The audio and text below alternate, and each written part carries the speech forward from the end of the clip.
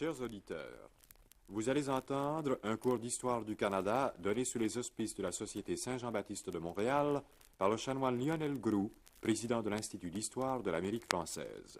Monsieur le chanoine. Mesdames, Messieurs, je salue cordialement mes fidèles auditeurs et je commence tout de suite cette première leçon de la troisième période du régime britannique, le régime parlementaire 1791-1848. Au début de ce chapitre, une question se pose à l'historien, celle-là même qu'il se posait au lendemain de l'Acte de Québec. Le régime parlementaire a été octroyé au Nouveau-Brunswick en 1786, au Canada en 1791.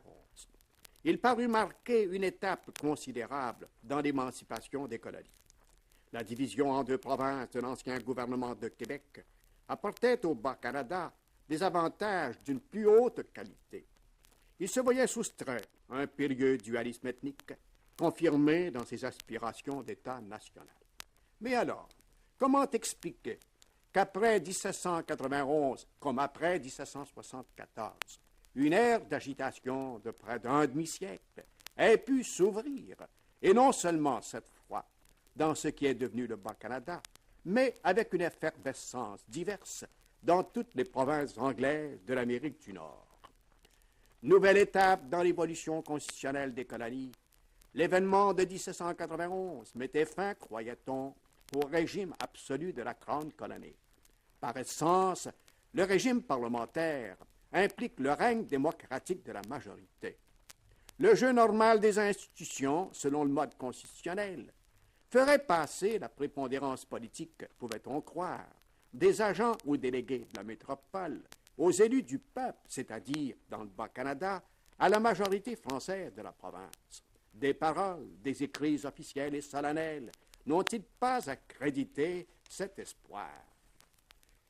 Si l'on tient compte en outre de la promesse faite au Bas-Canada de lui conserver ses lois françaises aussi longtemps que non amendées ou abrogées par le nouvel organisme politique, et si l'on y ajoute la répétition dans l'acte de 1791 des articles et déclarations de 1774 au sujet de la liberté religieuse, tout permettait de voir en la nouvelle Constitution une politique hautement libérale, ce qui veut dire, et sans équivoque possible, une consécration renouvelée du fait français au Canada et même un acheminement de la nationalité canadienne vers la personnalité politique. Toutefois, des esprits attentifs au synchronisme historique se seraient-ils défendus d'inquiétude? Reportons-nous à la genèse du régime parlementaire dans les provinces anglaises de l'Amérique du Nord après le traité de 1783. Quelles influences ont alors pesé sur l'esprit du législateur impérial? Un topic revient comme une hantise dans les discours des hommes d'État anglais de l'époque.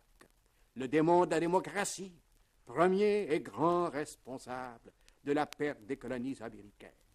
Le fruit funeste aurait mûri dans les parlements coloniaux, trop dépourvus du frein constitutionnel de chambres aristocratiques, comme du prestige de gouverneur indépendant des chambres populaires, et livrés en conséquence à la pire démagogie. Fox, Whig exalté, se rencontre sur ce point avec le second Pitt.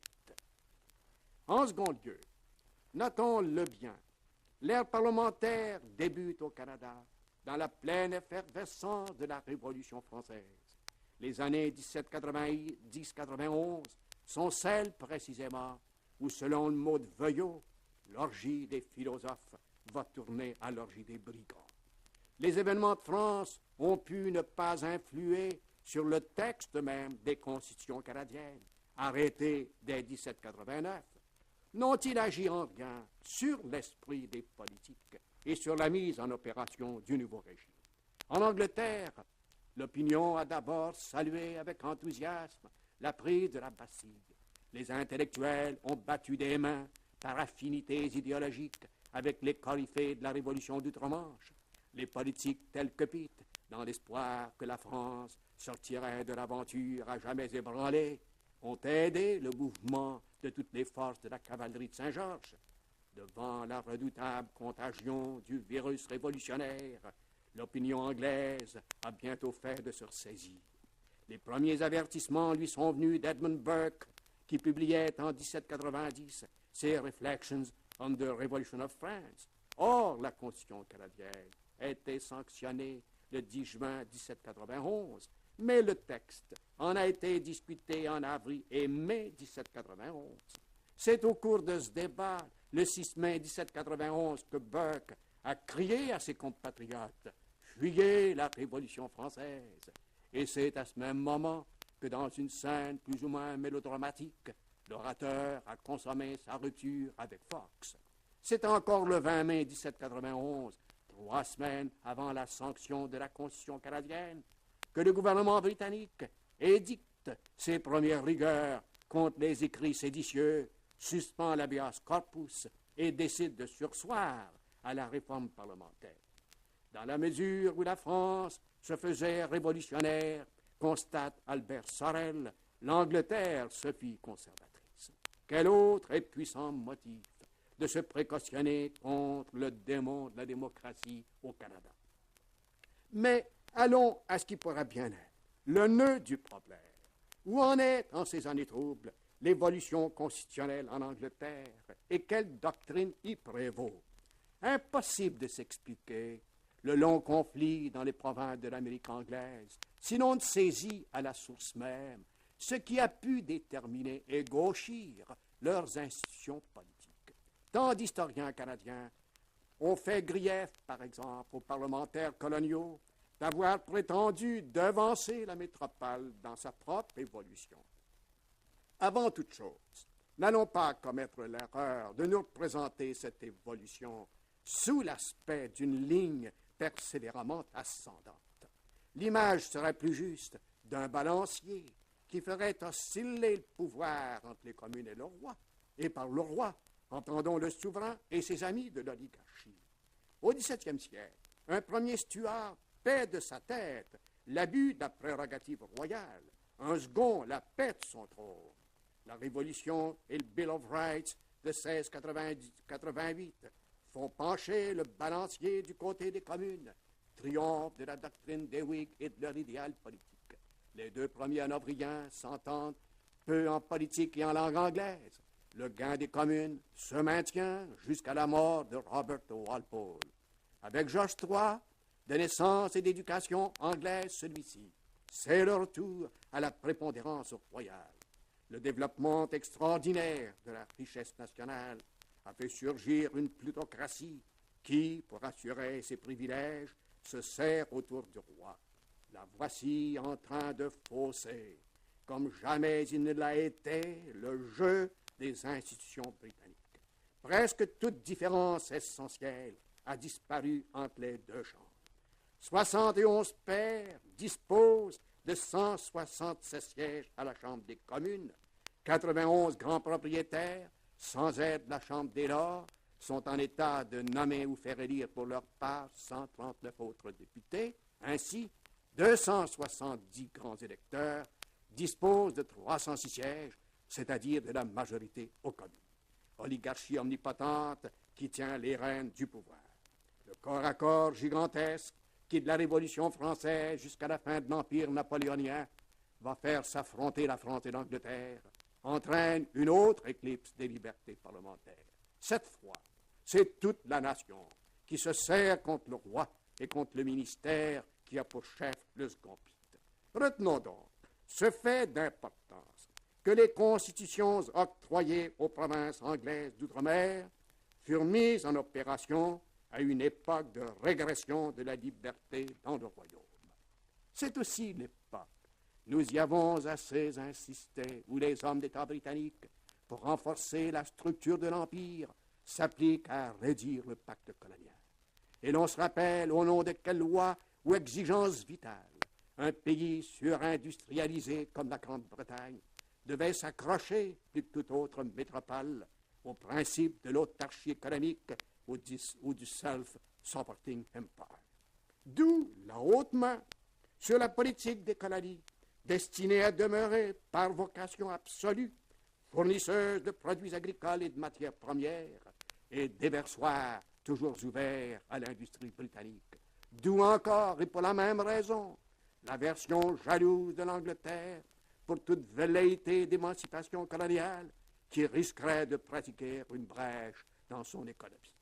À chacun maintenant de mesurer les redoutables influences qui ont entouré l'avènement de l'ère parlementaire au Canada. Quel miracle eût pu faire sortir de là quelques progrès de la liberté coloniale? Le nouveau régime se présente hérissé d'aspects ou d'antagonismes on ne peut plus inquiétants. Un gouvernement colonial resté en étroite dépendance de la métropole, un élément démocratique plus évolué qu'en Angleterre, mais freiné par une oligarchie omnipotente. En d'autres termes, un régime qu'on dit parlementaire et qui en a l'apparence, mais combiné avec une centralisation impériale poussée aussi loin qu'au temps de la grande colonie. Voici d'ailleurs les rouages. Au sommet, un gouverneur pour toutes les provinces anglaises, suppléé hors du Bas-Canada par des lieutenants-gouverneurs, gouverneurs uniques, réunissant dans ses mains pouvoirs civils et militaires, véritable vice-roi qui règne et gouverne, libre de consulter ou de ne pas consulter son conseil exécutif, responsable, bien entendu, au seul gouvernement métropolitain, et d'autre part, fortement dépendant de ce même gouvernement, limité dans son initiative, dans la sanction des lois provinciales, obligé de compter avec le droit de réserve du gouvernement métropolitain en matière de finances, de fisc, de justice, dans la nomination des fonctionnaires, engagés par serment spécial et sous peine de destitution à la surveillance des lois de commerce dans les colonies. En face de ce proconsul, et trop souvent se comportant comme tel, des chambres directives aussi dissemblables que possible des communes anglaises, chambres profondément démocratiques en leur composition comme en leur esprit, élues celles-ci par un suffrage presque universel, en des pays de petits propriétaires fonciers et de sens électoral largement populaire. Entre ces deux, le gouvernement et la chambre élective, se trouvera-t-il au moins quelques pouvoirs modérateurs, un instrument de liaison pour articuler, agencer en ses parties la machine politique? Nullement, mais deux conseils, l'un exécutif, l'autre législatif, les deux hors des prises du peuple et de la chambre, recrutés par le gouverneur et par l'ombre, les deux alliés au surplus du gouverneur et placés près de lui pour l'épauler dans l'exercice de son pouvoir autocratique. Car c'est bien là l'étrange esprit de ce régime parlementaire que l'on y songe moins à détendre l'absolutisme d'hier qu'à le fortifier. Le nouveau régime est entré en vigueur le 26 décembre 1791.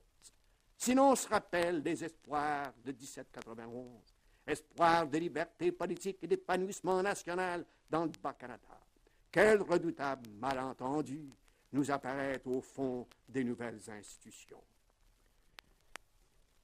Une jeunesse existe alors au Canada français, qui a lu les philosophes du XVIIIe siècle et qui suit avec un enthousiasme naïf et mystique la Révolution de France.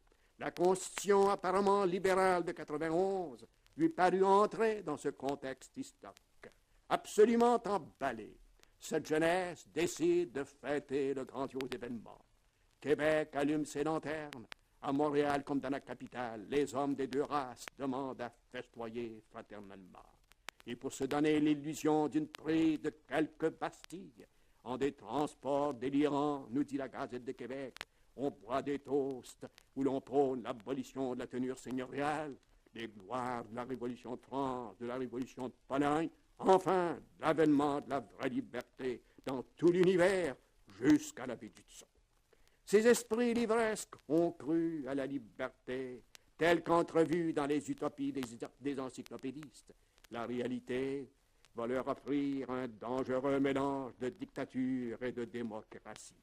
Le gouvernement métropolitain allait tenter cette chimère de faire collaborer un élément trop populaire avec un élément trop oligarchique. Un exécutif plus autocrate qu'en Angleterre, avec une chambre élective plus démocratique que les communes anglaises. Ou si l'on veut encore, on s'acharnerait à fonder un régime parlementaire sur le règne de la minorité. L'avenir est trop facile à prévoir. On se proposait de brider le démon de la démocratie, on n'allait que plus sûrement le déchaîner. Fox avait dit « Je suis convaincu que le seul moyen de conserver les colonies lointaines et de leur permettre de se gouverner elles-mêmes, Pendant plus d'un demi-siècle, les autorités britanniques tenteraient d'imposer aux provinces de l'Amérique du Nord le régime rétrograde qui avait poussé les 13 colonies à l'insurrection. Vous venez d'entendre un cours d'histoire du Canada donné par le chanoine Lionel Groulx. Un autre cours sera donné la semaine prochaine à la même heure et au même poste.